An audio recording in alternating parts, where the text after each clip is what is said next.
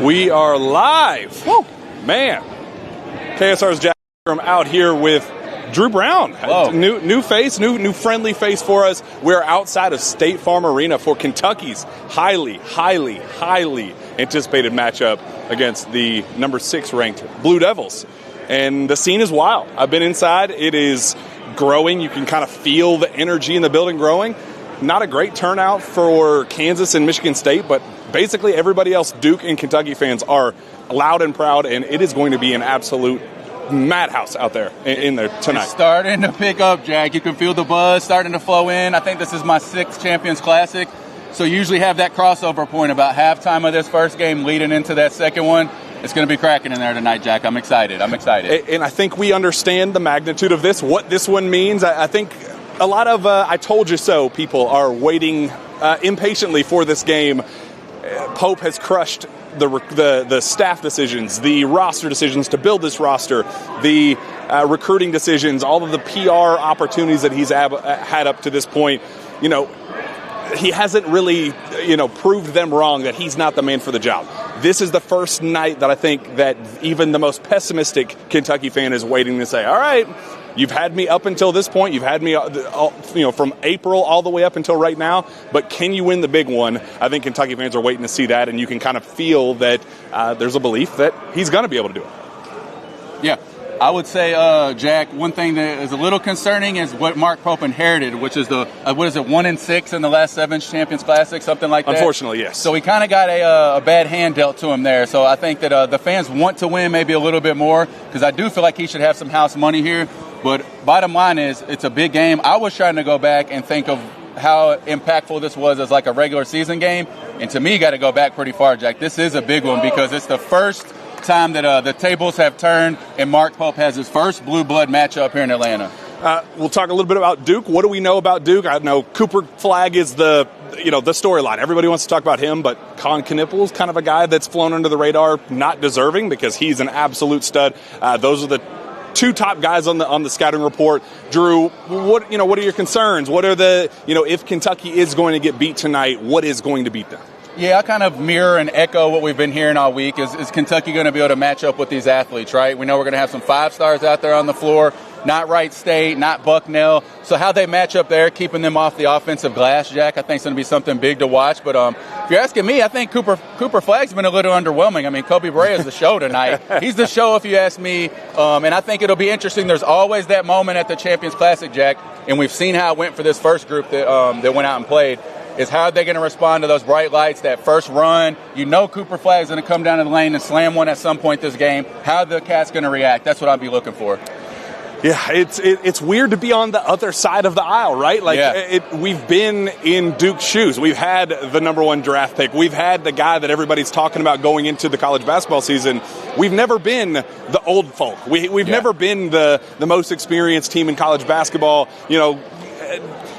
How do you think that the guys are going to be able to handle those nerves? Knowing that they've been in the Final Four. You've had Lamont Butler who hit a game-winning shot in the Final Four. How do you think their nerves are going into this, knowing they're like you said, they're kind of playing with house money? Yeah, it's a lot different this time. I think a year ago, prior to the last decade, we'd be saying we don't know what's going to happen. That ball's going to get tipped, and we have no idea, especially when this event used to be the first game of the season. But now I'll take the other stance. I think we do have an idea. The Cats are going to come out here. They're going to shoot 30, 38 threes, and half of them's going to go down or not, and that's basically my analysis of the game. They're going to let them fly, and the shots have not been dropping in State Farm Arena, if you guys are watching. The first half of Kansas-Michigan State was brutal, a lot of brick city in there, so we'll have to see. But the Cats are going to get their 35 threes up. Are they going to knock down?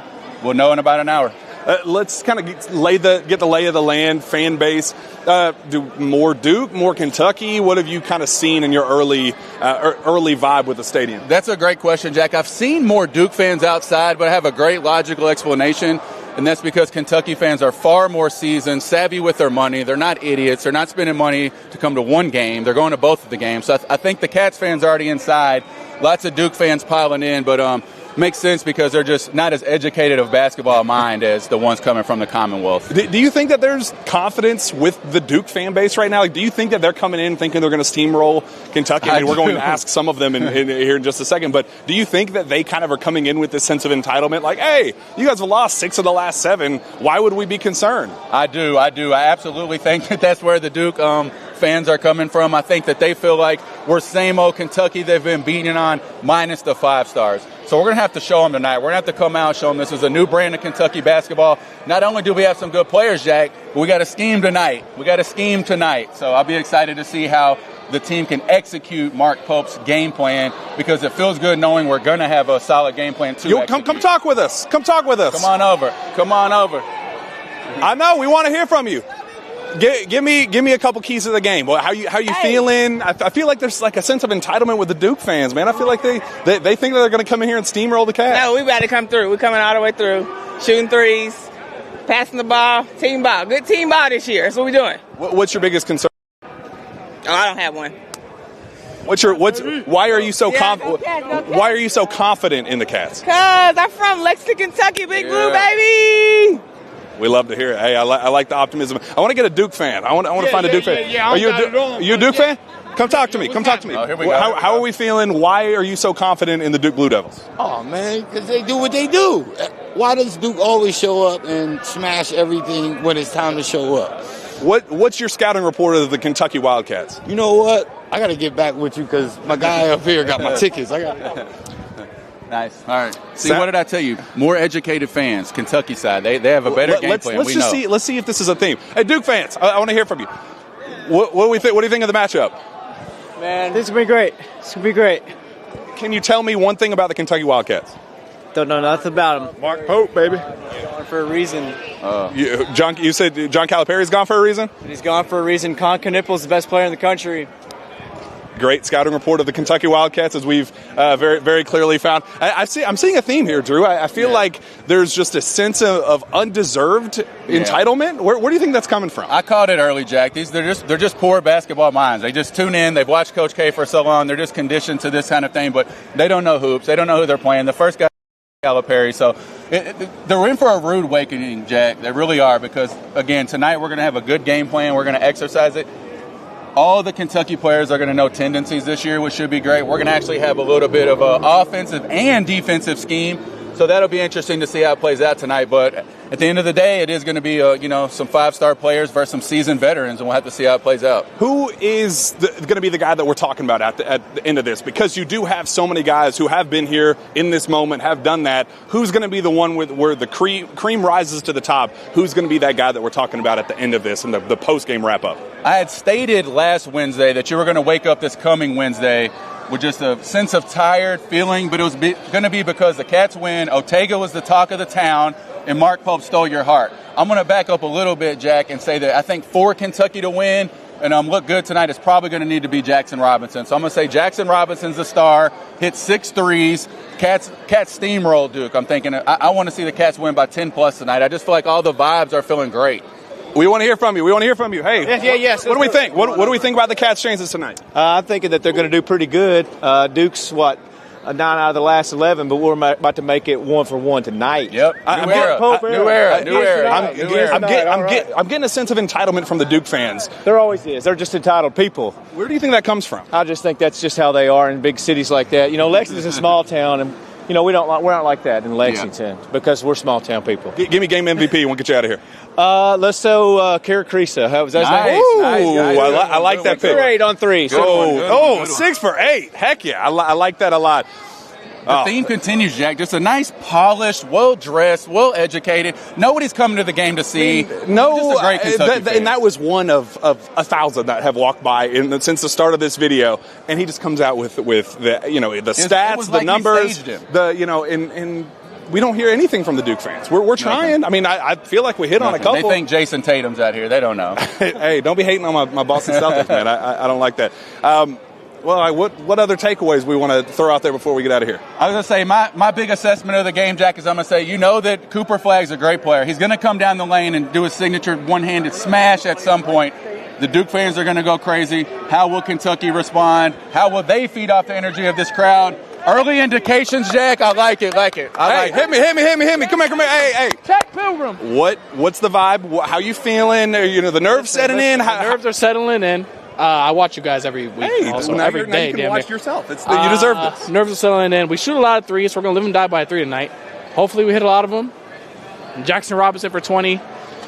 Cooper Flagg, I don't know what he's going to do, but we're going to leave it there. What do you know about the Duke Blue Devils? If there is a concern, what would you say that is for the Blue Devils? I think is that they can create offense by themselves, and we need to create offense through our offense. So you think Jackson Robinson is the guy that we're going to be talking about at the end of this? I think it'll be Jackson. I think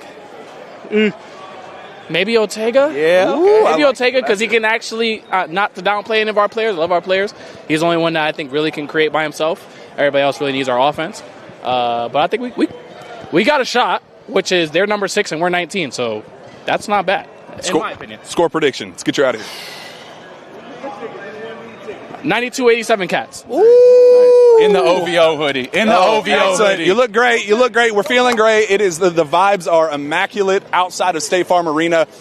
Underrated narrative, talking point going into this, Andrew Carr, former ACC basketball player who has ton of experience playing against the Duke Blue Devils. How do you think that factors in, knowing that, he ain't scared of any Blue Devils? He's been there, done that. I think he's going to be the great equalizer all season, Jack. I think just when we get to talking about this and that, similar to things start playing out on the floor, he's going to step in as that great equalizer with his experience. Just the way that he plays. He's very unselfish. He always makes the right play. So I think that's a tremendous call out, especially early in the game. I look for Andrew Carr to get Kentucky some easy baskets, or at least some stuff out of their sets that they're looking to get early. Andrew Carr, big factor. Hey, I completely agree. Well, let's start wrapping this thing up. We got to get back in. I believe the warm-ups are about to start for the Kentucky Wildcats. We want to see who's out there, who's looking good, who's feeling good. So let's get our predictions. Let's go ahead and put our money where our mouth is. I'm on record. I've said it on our staff predictions. I've said it on radio. I've said it on podcasts. Kentucky 83, Duke 79. Kentucky's going to go out. Mark Pope's going to get his first statement victory as the head coach of the University of Kentucky. 85-75 Cats, double digits. They really stretched it out towards the end, hit a couple late shots and pull away. 85-75. Mark Pope starts it off. Blue blood victory. We will see you guys on the other side. Vibes are good. Oh, Goose! There's the Goose. Goose! Good, man. What's going on? Yeah, I'm good. Good to see you, Goose. Hey, how you doing? Good to see. Vibes good? Vibes are good. Yep, nobody better to see right now. Nobody better to see right now than the Goose, man. Good to see you, Goose. All right, well, let's go ahead and get out of here. We'll see you on the other side. We're rooting for a big Kentucky basketball victory. Go Cats. That's a good omen right there.